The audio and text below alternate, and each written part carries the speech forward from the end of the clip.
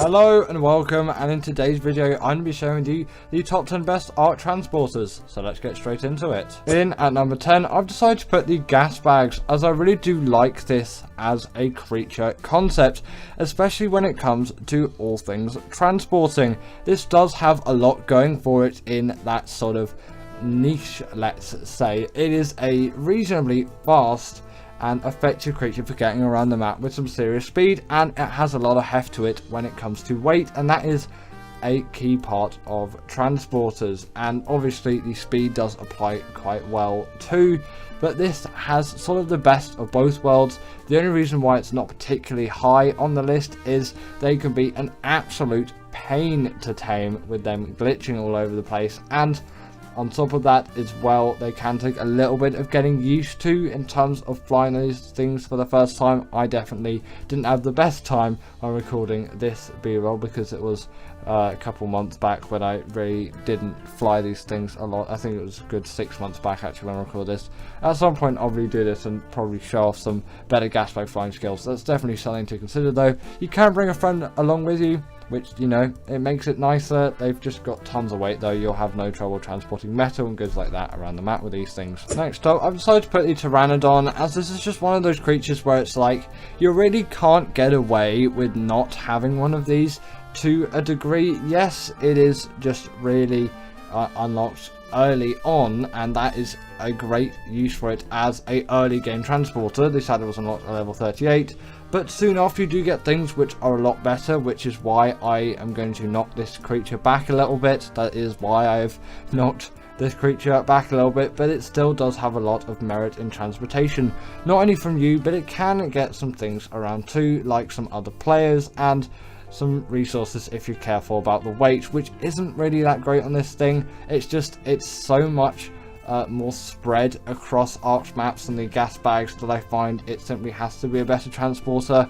It's got more access and you unlock it way earlier on. Its tame method is way simpler, simply just a bowler and some tranks. So it's another good transporter, but maybe look for something else if you're at a higher level. Next up, I've decided to put the Snow Owl, and this is one of those creatures where it has the gliding ability. Is very easy to tame. It spawns on Fjorda as well as Extinction, so don't get too miffed about the map. Not sure about the Gasbags actually, but I think that might have a Fjorda appearance somewhere along the lines. But yeah, this is mainly an Extinction creature. I usually tame it on Extinction, but you can do it on Fjorda too. It has the gliding ability, which really does just boost it as a transporter.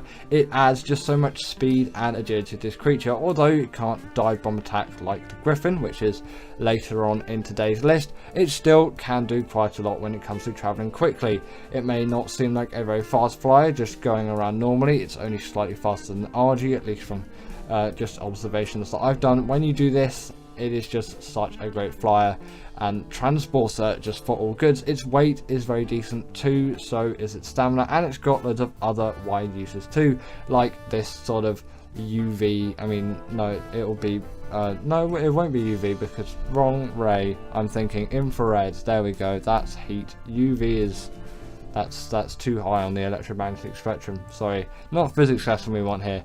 Either way, back to Arc. Talking about stamina too, they've got tons of it, and that is great, especially for healing up creatures, because the more stamina they have, the longer they can heal for. Their pellets are also great with gachas, and that is just something which I really like about these creatures, and I really like them as a whole. Great transporters, easy to tame, and got some other uses along with them too. In at number 7, I've decided to put the Desmodus. This is one of those creatures where it spawns on Fjorda, and there is a lot going for it other than its transporting abilities, like Sanguine Elixir and the Bloodbag Farms. Just absolutely fantastic ability to have. But again, it has that gliding ability like the Snow Owl. It may not appear to be the fastest flyer right off the bat, although definitely faster than the Snow Owl in general flying. That glide sort of dive bomb thing, which the Griffin also has, again we will get onto that later, it really does make this thing an even better flyer. But it has a lot of agility and mobility in some other areas too, like the fact that it can grapple onto any kind of wall or vertical surface with absolute ease,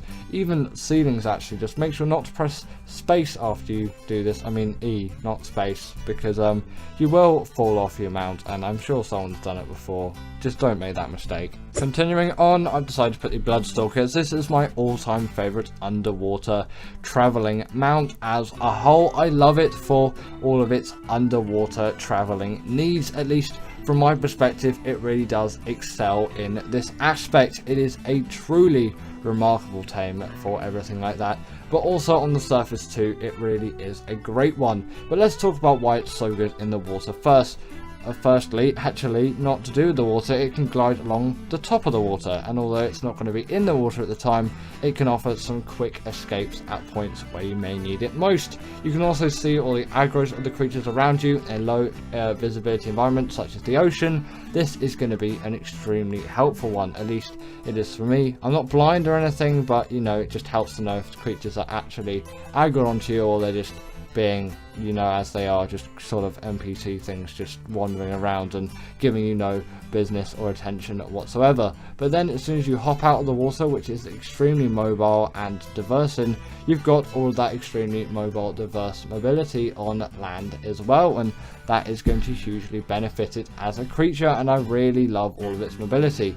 It deals a reasonable amount of damage too, which people don't give it enough credit for. You are essentially just Ark's version of Spider-Man, and that is also just really cool. And at number 5, I've decided to put the Astrodelus and the Tropic Natus as a little mention here as well, as I really do love these two creatures as transporters. They can get a lot of goods from A to B, especially considering their ridiculously fast speed. The only thing that really does hold them back is fuel is required for this to actually work, and they can be a little bit of a pain to tame. Yes, the both of them. The Astrodelus, I would say, is maybe slightly harder, definitely more expensive, and the saddle is something which you're going to be spending a lot more time getting up to, but you know, it's still not really the end of the world with a creature like this. You can get quite a significant amount done in terms of, you know, traveling around, and also you can get quite a significant amount done in terms of taming these things, especially on Gen 2, as element is like absolutely everywhere. You can get tons of it in the space biome, you'll have no issues whatsoever. So on that map, they're relatively cheap. I think you can get them on Fielder as well. They definitely do suit the map nicely. I like them for all of that. They are really great creatures, they're really fast. Just be careful about those requirements, because that's probably the only thing that's really going to be holding you back when using a creature like this one. Now in number 4, I've decided to put the Griffin. Maybe you want to see it higher, but for me this is where I put it in terms of transporters. It has the dive bomb ability, which can deal tons of damage, sort of as it suggests in a way, but that really does attribute it to being quite a nice flyer. This isn't its default speed, by the way. It's been sped up quite a lot here, as I had this really insanely movement speed cranked Griffin, because yes, I use speed levels, I'm that kind of person, and I really love a fast Griffin. It can get a lot done for me, but even at basic speeds, with that dive bomb, you just get an insane amount of acceleration. It actually really is absurd what you're getting of a creature like this, and in just general PvP terms, they are great PvP creatures. But for PvE use as well, they're one which many players do attribute to some of the best. They are truly great in my opinion. Also for doing Wyvern trench runs, you're going to have no issues with using something like this. For dealing damage, you're going to have no issues with using something like this. And for transporting goods around the map, considering their great weight and general overall stamina and speed, you're going to have no issues with that whatsoever. In at number 3, I've decided to put the Argent, as I find this is, it's just been in the game for a while, okay? Maybe you think the Griffin is a better transporter, but when it comes to things like metal, crystal and obsidian, little can beat the Argie. It has been in the game for so long, and it has been carrying it ever since its release. While maybe there's some other creatures, and obviously evidently better creatures for transportation than the Argie, considering the creatures which are higher on the list, it's only making the number 3 spot. Still very good. I think this is where it really does need to be, for the fact of how much is just done over all of Arc, and the fact that you get 50% weight reduction on things like metal, crystal and obsidian. It's still an insane thing to me. Yes, I might be still a little bit stuck in the primitive age, but I think it really does deserve a lot more than it's getting these days. I love the Argie for all that it offers. Its saddle acts as a portable smithy. You've got a nice regen buff. It can pick up tons of creatures and transport them around the map with genuine ease. You're going to find no issue with using this creature as a transporter. While it may not be the fastest out there, that isn't what it needs to be a good transporter. It can carry hefty loads with absolute ease, and you can get around the place, maybe not in the most timely fashion, but you'll get there safely and reasonably efficiently with a lot of stuff with you. In number 2, I was really thinking about this one, but I'm going to put the Rhino here because it is a very fast, effective flyer, obviously spawning on the island and the Lost Island, but the fact that it can pick up so many kinds of creatures really does make it such a great transporter in my opinion, and this is why it really does take the cake for me in the number 2 spot. I was thinking put the Argie a little bit higher, but I think considering this thing can pick up Rexes, Diplos and Parasauritheriums, it really does just deserve to be here for a great Arc transporter, because at the end of the day, if you can pick up creatures like that, it has to be one of the greats. And yes, cryos exist, and obviously soul traps if you use that mod as well.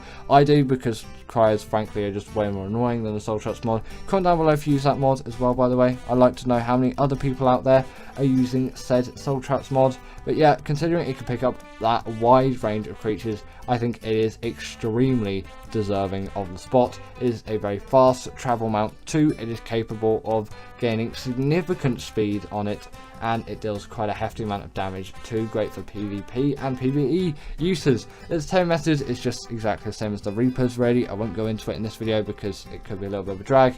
Let's get into the creature in at the number 1 spot. And finally, in at number 1, I've decided to put the Maywing, as I really do like this as a general creature in its concept, but also really is it beaten when it comes to general travel mounts. The Maywing has just such an insane amount of speed to it.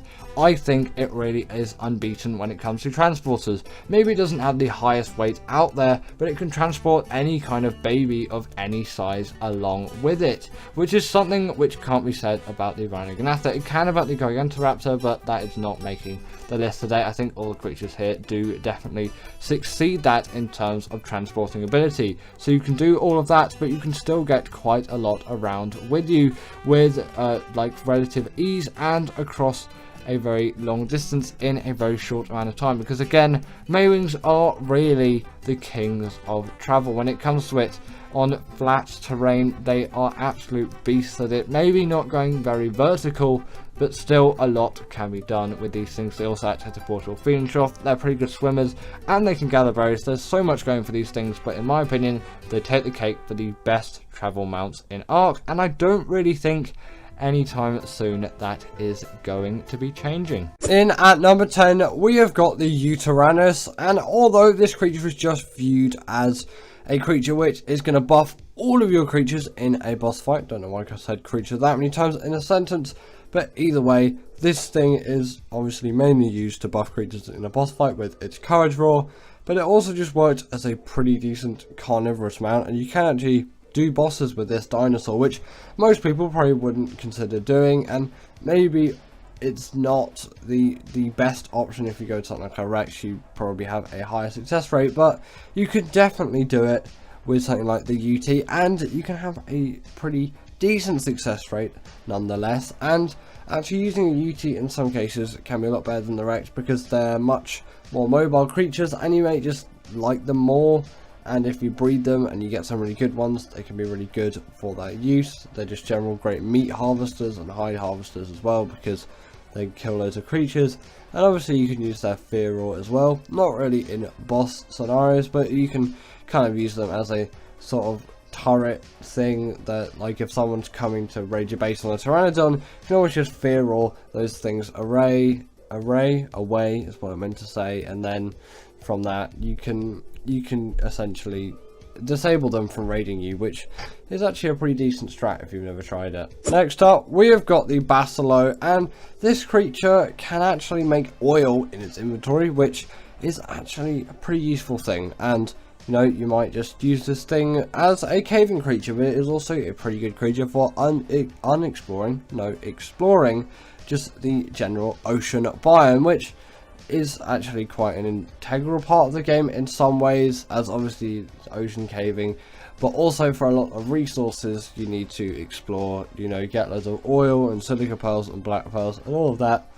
And I know they do have a depth limit, but still that doesn't really hinder them. And again, they are immune to jellyfish and electric eels. I say it a lot on the channel, and that is something huge about these creatures. And they also do have an X variant, so there's an even better version of these creatures out there, and they can also make little rainbows as well when they jump out of the water, which is actually quite cute. I know it doesn't really affect their abilities and their uses, but you know, just a nice cool feature which might brighten up your day. Next up, we have got the Theory, and this creature has to be here as it is just so good at gathering all kinds of resources, which obviously makes it a very versatile creature in all kinds of anything really, and especially that fiber gathering, as fiber is one of the most essential resources in the game, and you'll pretty much struggle to find a better creature than a Theory which can actually gather fiber. And obviously you can use a sickle, or you can use a moss chop, so that's another great creature for you to use for this. The Theory just does it better, and it's pretty easy and accessible to tame. You just have to be level 69. Nice. That joke gets me every single time, but you know, it's actually pretty hard to find a really decent fiber gatherer, and this is a really decent fiber gatherer, but obviously it can gather all kinds of berries, wood, thatch, and all of that. And it's also pretty decent for the dragon boss fight because it's a herbivore, so it doesn't get affected by the dragon's fire attack, which is particularly lethal to carnivores and not very friendly to them whatsoever. So you know, that's where the benefit of this comes in. But sadly, you can't just use meat to heal them. You have to use something like sweet vegetable cake, and that is frankly quite expensive, so that is a downside. But apart from that, they really are great creatures. In at number 7, we have got the Barionics, and this creature is just so good at caving, but it is also great at several other things as well. But the caving just make it inherently versatile in itself, because being able to do caves and all kinds of caves and travel around many situations in caves is inherently versatile. And obviously it's a really great underwater mount as well, so that is again another really great use for this creature. And they do obviously have that spin attack, so they can stun creatures up to the size of a megalodon, which does play huge benefit in their ability. And if you do have one of those things, I definitely recommend you getting one of these things into the water, not just using it predominantly as a land creature, although you probably will predominantly use it as a land creature.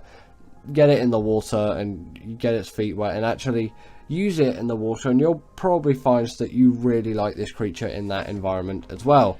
Yeah, maybe it doesn't have the greatest amount of speed like some of the newer creatures out there, but considering it spawns on the island, you really can't go wrong with this creature. So that is why I put the Barry in at number 7 spot, and you can see there that megalodon is just completely frozen. So if you're in a pinch and need to get out of a sticky situation, you can always do it with the Barry. Next up, we have got the Rhino Ganatha.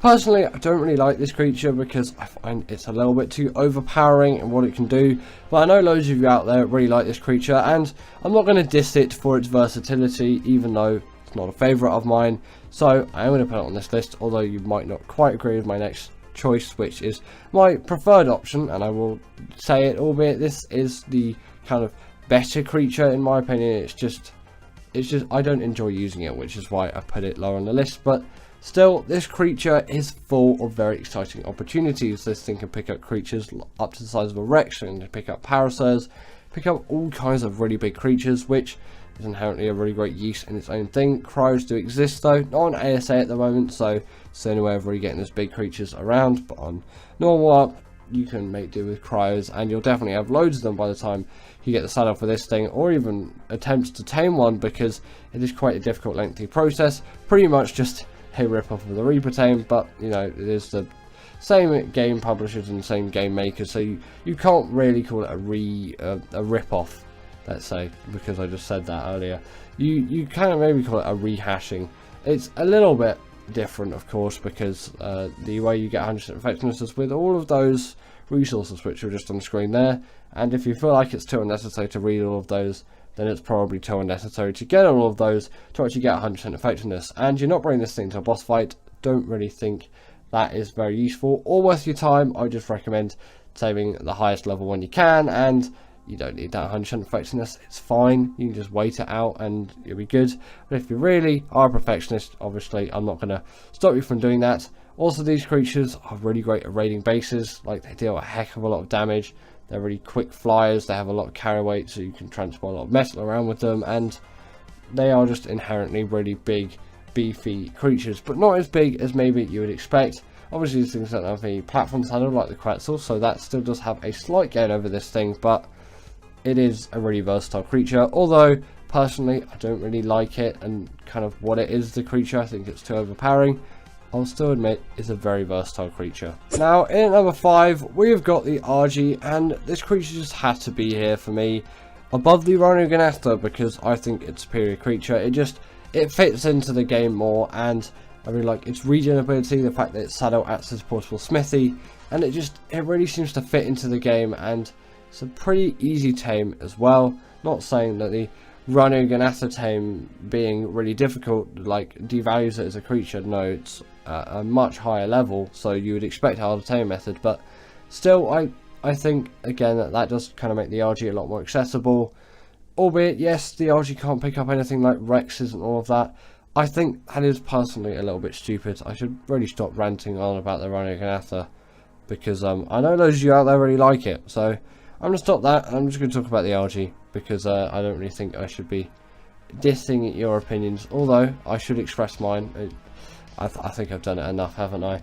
Either way, the Argie can pick up a wealth of creatures. Obviously it does have that regen buff when it kills a dead thing. Well, it's alive and then it kills it, and then it's dead, and then it eats the dead thing, and then it gets the regen buff. And then it has obviously a portable smithy as its saddle, which is useful because this thing's it's got really great weight stats, so you can get around really quickly and easily just in the general area, and then from that you can take loads of metal to and fro wherever you're going, and yeah, that does play a huge benefit in your advantage. So the Argie at number 5. Next up we have got the Shadowmane, and this is just one of those creatures where it's so densely packed with abilities it kind of has to make the list, or this list just really isn't right. The Shadowmane has the hydration buff. The Shadowmane can really jump to insane heights that no flyer is safe, and also on top of that it does have the pack buff. It can go invisible, and it's a really great swimmer. It's just really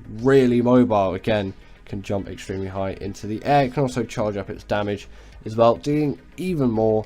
It's just such a great boss creature, and just great for general travel, mobility, general combat, PvP scenarios, PvE scenarios, you name it, this thing is really good for it. The only real downside is the lack of armor from a saddle, but they have natural armor, so I guess that kind of accounts for it. It's not quite as bad as a Wyvern where they just have absolutely nothing at all. And as you can see there, it's so good underwater, and actually quite a lot of people demote it for that and they just use it for combat, but it's a pretty good underwater caving creature too, and somewhat of a Barionics replacement, although I tend to prefer the Barionics just a little bit for those scenarios. At number 3 we have got the Desmodus Draculae, and this thing it's one of those creatures where maybe it doesn't have the most amount of abilities, let's say. Obviously it does have the gliding ability and it can farm blood bags, but it has really unique abilities that makes it so versatile. And obviously that sanguine elixir allows for creatures to be tamed so easily, as 30% of it is done right there with just a click of a button. And the blood bag farming is invaluable really, because you know, the blood bags were just such a pain to get before this creature came out. Obviously it's tamed with blood bag, so you still need to do that quite lengthy process to get your first one, but just get a really low level one for your first one, get the lowest you can, and then use that to farm loads of blood bags, and then get the highest level that you can. That's my recommended strat anyway. For the Desmodus, these things can also go invisible at night time as well, but stupidly I was in the Wastelands biome and it never goes nighttime there, and you can't really change that, so that's good for me choosing the perfect biome for this creature. In number 2 we've got the Blood Stalker, and this creature, I feel like people diss it for what I really use it for, and maybe some people will think, well, the Shadowmane and Desmotus are more versatile, this is just a travel mount, you know, and you can't really use it for bosses and all of that. And albeit yes you can't, but it is a really exceptional underwater mount, which is why I put it here, and it's actually my favourite underwater mount with no questions whatsoever. Sorry about the yawning there, it's quite late in the evening as I'm recording this, but yeah, these things are my absolute favourite underwater creatures, no questions asked. They're so quick, they're so easy to take in the water, they can skim over the top of the water, which the Shadowmane can't do. I know the Maywing can, but the Maywing's not on this list because it's only really great for travelling, and yes, that thing with all its breeding abilities, essentially acting as a portable feeding trough, and it can carry babies around the place. Yeah, it's useful for that and versatile for that, but personally I think all the creatures on this list do excel a little bit further than that. That's just kind of maybe genuinely what you would expect, just like 2 abilities at a minimum. But yeah, this creature, you can gather loads of hexagons with it on Gen 1. I know that point's probably going to come back to bite me actually with the Maywing when you look at some of these other creatures on the list, but I just don't really think the Maywings should be on the list. But I guess it got an honourable mention spot here, you could say. But either way, these things are capable of getting loads of hexagons on Gen 1.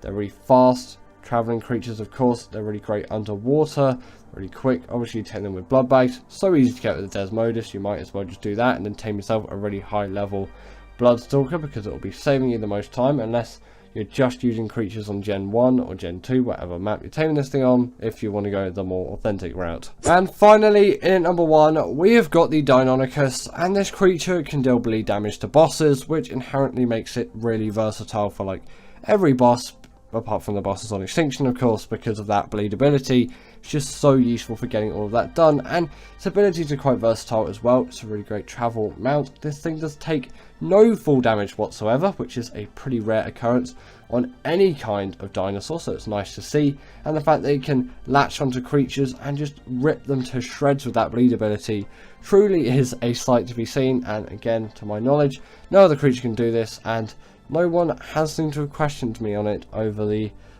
however long I've been doing top 10s, months and months now. Like, it's coming up to maybe a year at this point. I don't know. No one has questioned me on this, so I'm pretty sure, I'm perfectly confident that it's true. Let's say 99%. These things also do have a pack buff as well, which again is going to boost them in those boss scenarios, and they have a heck of a lot of mobility on top of just them not being able to take full damage. Because, you know, would you rather have the small Titanosaur that can get around everywhere, or the big Titanosaur that just can't take full damage? You're probably going to go for the smaller agile one, because I don't know why I use a Titanosaur there, but either way, yeah, this thing could parkour up walls.